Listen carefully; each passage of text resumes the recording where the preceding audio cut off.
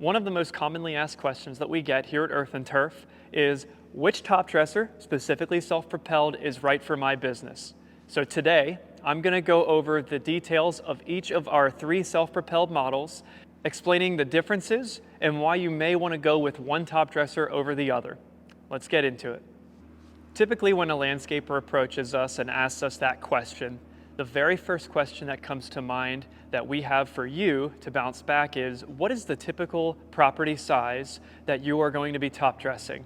Of your portfolio of clients, which of those customers are going to want this service, and what type of property is it? Is it over an acre? Is it under an acre? Do you encounter a 36-inch yard gate? Do you encounter yard gates at all?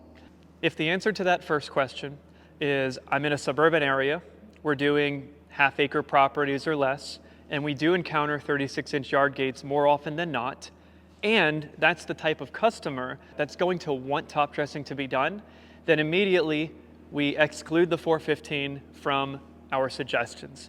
We go into the 100 SP and the 410 SP. There are a few key differences between the 100 and the 410 SP. Obviously, in common, you have the width of the machine at 35¼ inches wide, great for yard gates. They both spread the same types of materials. However, one main obvious difference is the drive system, and also the fact that you can stand on the 410 SP and you have the comfort of not needing to walk the entire property.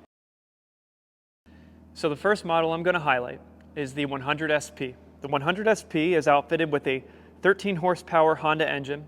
It has a tough torque transmission, forward, reverse, a parking brake. It's a high quality, really well built top dresser. It's been out for over 10 years. This machine is designed to spread 30 inches wide. However, coming springtime, we will have a hydraulic dual spinner option that will allow you to change how wide you spread from 6 feet to 16 feet.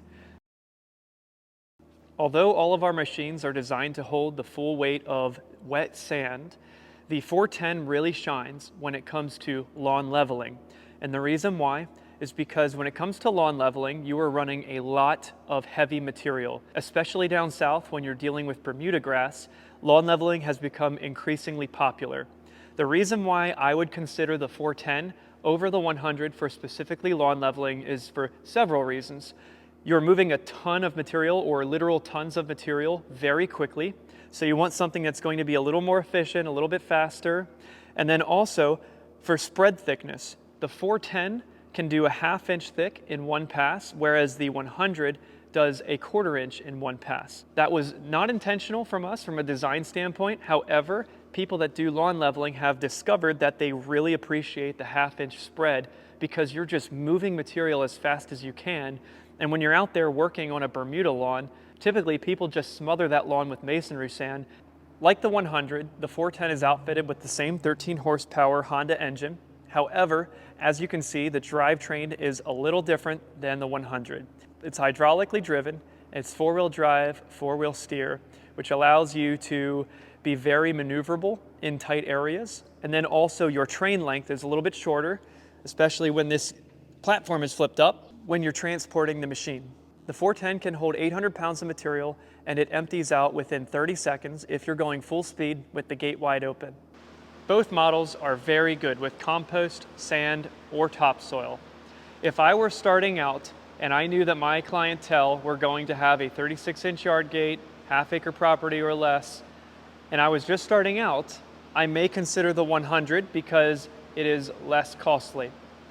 If I already have several customers lined up and I know that this is going to be something that I am really going to be getting into, then I would probably consider the 410 due to the fact that it's a little more efficient, a little more compact, a little more comfortable with not needing to walk the whole time.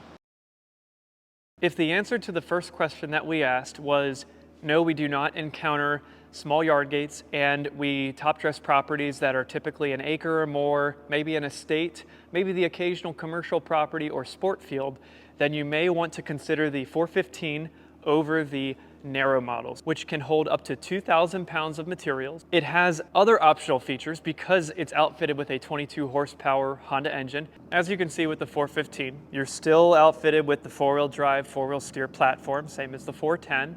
However, you have the option to add a 4-foot wide core aerator and a 4-foot wide seed box for overseeding.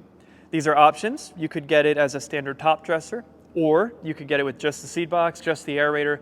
It's all up to you. The 415 is able to travel 7 miles an hour.